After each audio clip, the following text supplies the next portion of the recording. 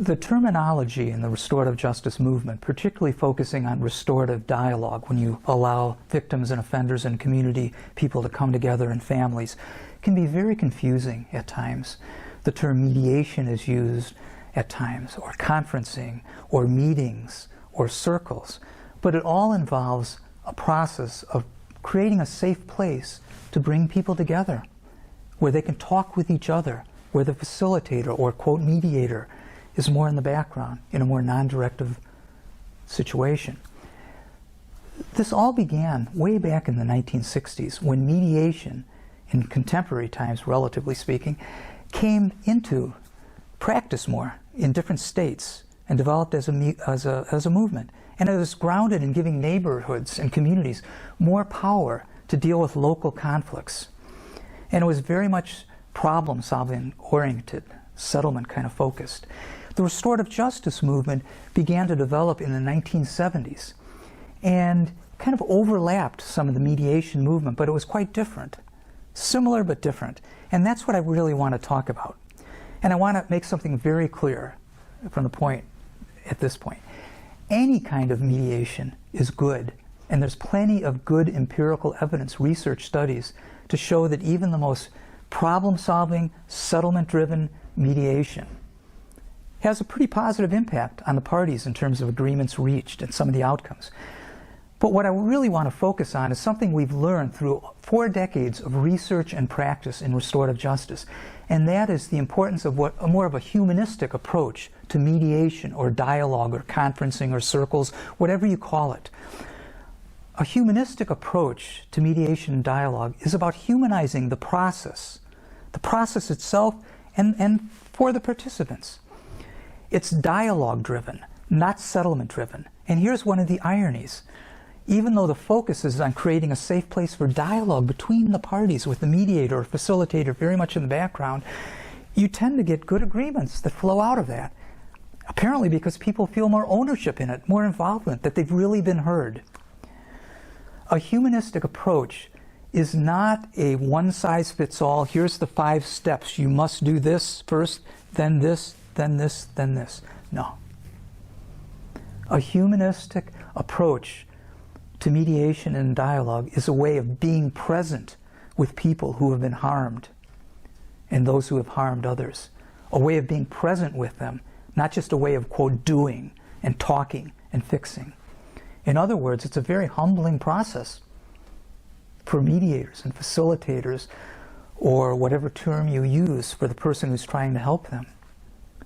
It's coming to grips with something I've learned so many years ago as a practitioner and as a researcher. And I really do mean this.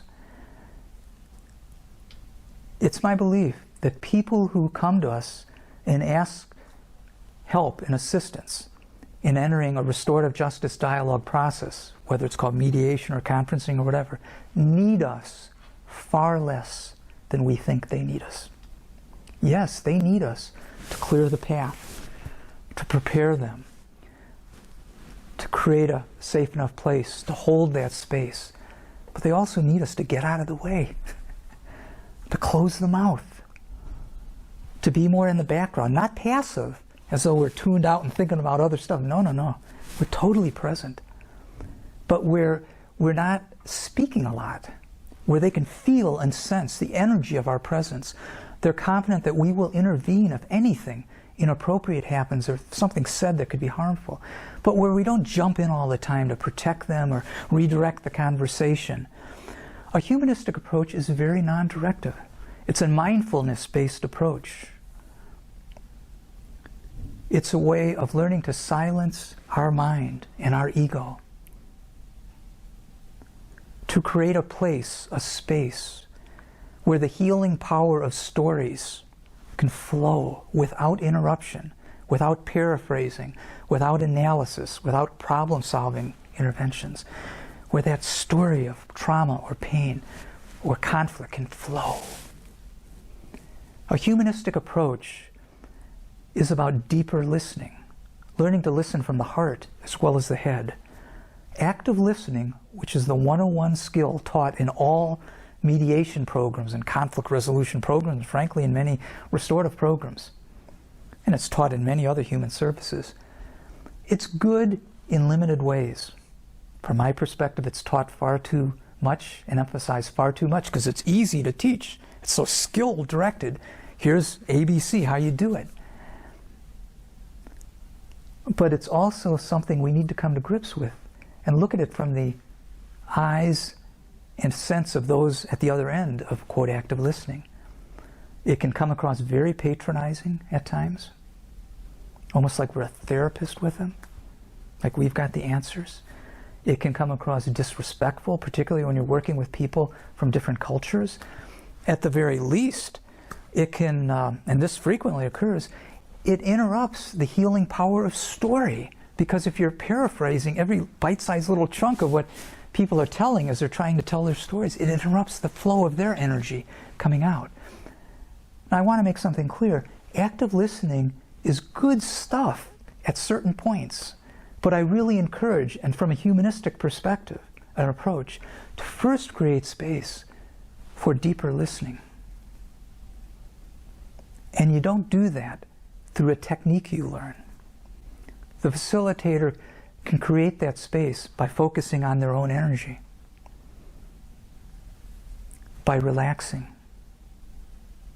by being mindful of their own energy. Are they tight? Are their muscles tight? Is their mind all over the place? Are they thinking of all kinds of to-do lists and things to do tonight? Is their ego running all over the place like, how can I fix this for these people? How can I intervene? To be mindful of all those things, which are all natural things. I've certainly felt them at different times, but to be mindful of that. And when you become mindful of it, then to focus on your breath, to breathe in slowly, deeper. And that can help us kind of break that connection with our ego running wild in our mind, to focus on just breath work, deeper breath, not just that shallow breathing we do all the time, to relax. I'm probably one of the few trainers you'll ever meet that give permission to people I train to mess up, to screw up.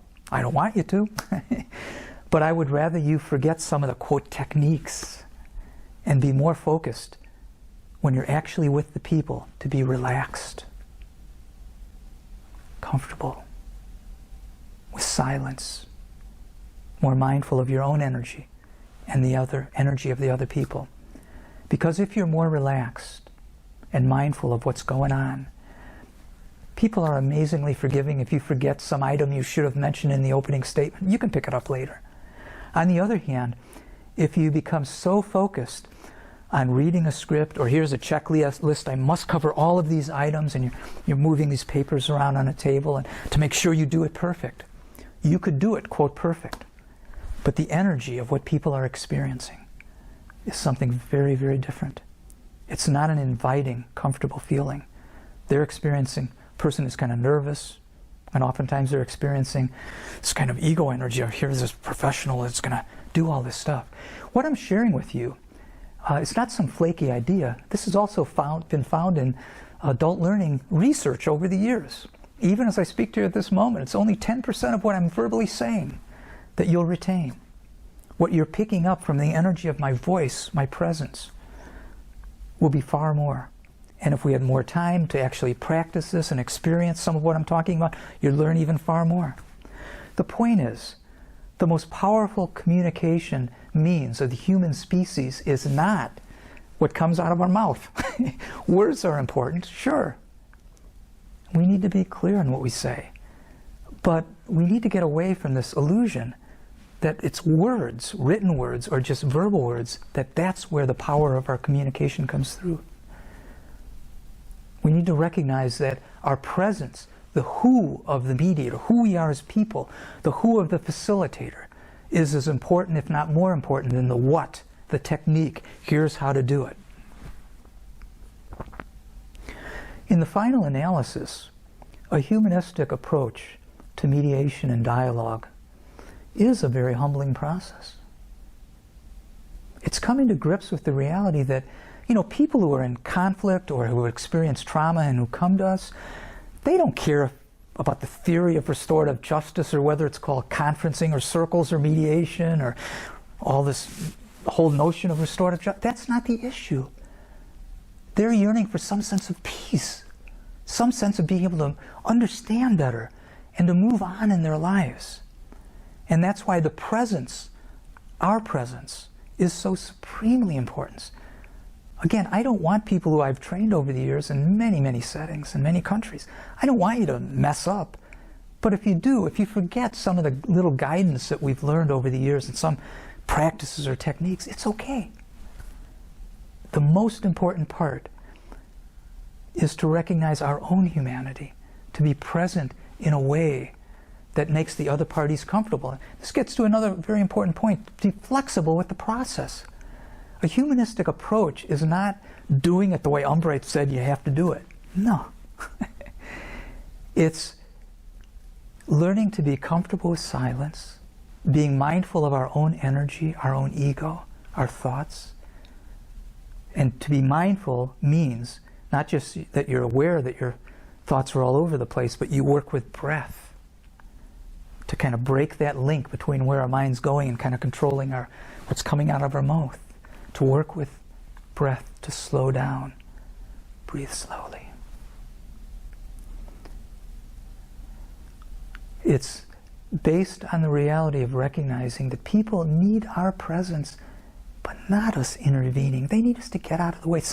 Actually, some of the negative information we found from research over the years has been in a number of cases where the parties themselves expressed they wish the mediator would have stopped talking, or that the mediator seems too tight. They're looking at these notes and kind of reading off cards or a script, and they just want a comfortable place where they can talk directly with the other party. A humanistic approach is based on showing a great deal of respect for the strength and resilience of all parties. Even if they're very angry at each other at this moment and seemingly far from any kind of problem solving or resolution, to recognize that all people have tremendous strength and resilience. And our roles as facilitators, as mediators, is to help their strength, their resilience flow, to de-emphasize us, to de-emphasize this notion that we're the professionals, we have all these skills and we can solve it for them. That's not what a humanistic approach is about. It's also about, as I mentioned earlier, about being flexible.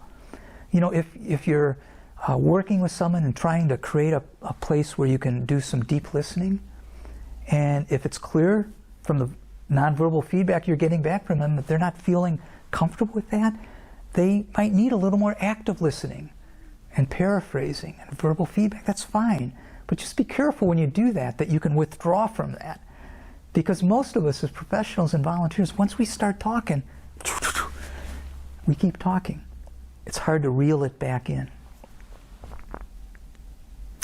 In the final analysis, a humanistic approach to mediation and dialogue is about being real. It's about being authentic.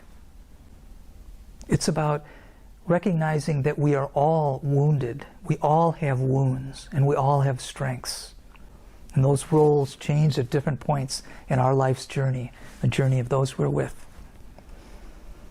It's the ultimate strength-based perspective of working with people, and it's not just unique to conflict or trauma. It's also in nursing and teaching and many other fields, focusing on the strengths of people, not their wounds or brokenness, even though we recognize that we all have those wounds at different levels.